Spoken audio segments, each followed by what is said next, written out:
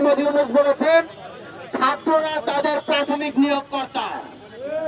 যদি ছাত্ররাই তাদের প্রাথমিক নিয়োগকর্তা হয় তাহলে ছাত্রদের ম্যান্ডেটের বাইরে গিয়ে, ছাত্রদের জনসমর্থনের বাইরে গিয়ে উপদেষ্টা নিয়োগের সাহস তারা কোত্থেকে পায়?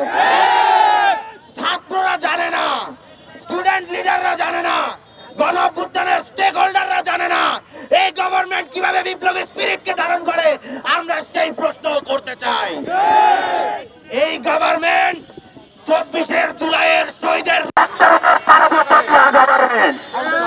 এই গভর্নমেন্ট তৈরি হয়েছে শহীদ আবু সাইদ, শহীদ মুগ্ধ, শহীদ ওয়াসিমের রক্তের উপর ভাড়া দিয়ে।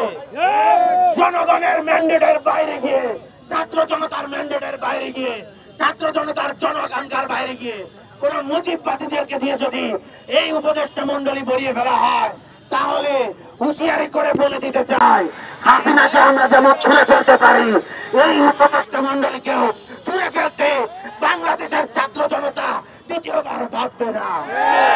সংগ্রামী ছাত্র জনতা, আমরা স্পষ্ট করে বলতে চাই, ওই মুস্তফা সরোয়ার ফারুকী 7ই আগস্ট গণ অভ্যুত্থানের পর স্ট্যাটাস দিয়েছে 32 নম্বরকে নাকি আবার সংস্কার করতে হবে। 32 নম্বরকে যদি সংস্কার করতে হয় তাহলে 32 নম্বরকে ঘৃণা জাদুঘর হিসেবে সংস্কার করতে হবে। বাংলাদেশের জনগণ সেইখানে গিয়ে ফ্যাসিবাদের আইকন হিসেবে এই মুজিবের বাড়িকে ঘৃণা জানানোর জন্য যাবে, কোন সম্মান প্রদর্শনের জন্য না।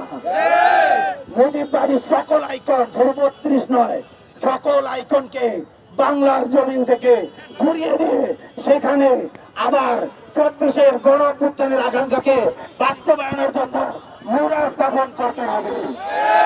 সংগ্রামী সহযোগিতাগণ, আমি আমার বক্তব্য দীর্ঘ করব না, শুধু এইটুকুই বলতে চাই, জুলাইয়ের অভ্যুত্থান রক্তের উপর পাড়া দিয়ে আমাদের শহীদদের রক্তের উপর যে অভ্যুত্থান হয়েছে সেই অভ্যুত্থানকে ধরে রাখার দায়িত্ব আমাদের সকলের। আমরা সকলে মিলে এই অভ্যুত্থানের রেগুলেশনারি গার্ড হিসেবে মাঠে থাকবো।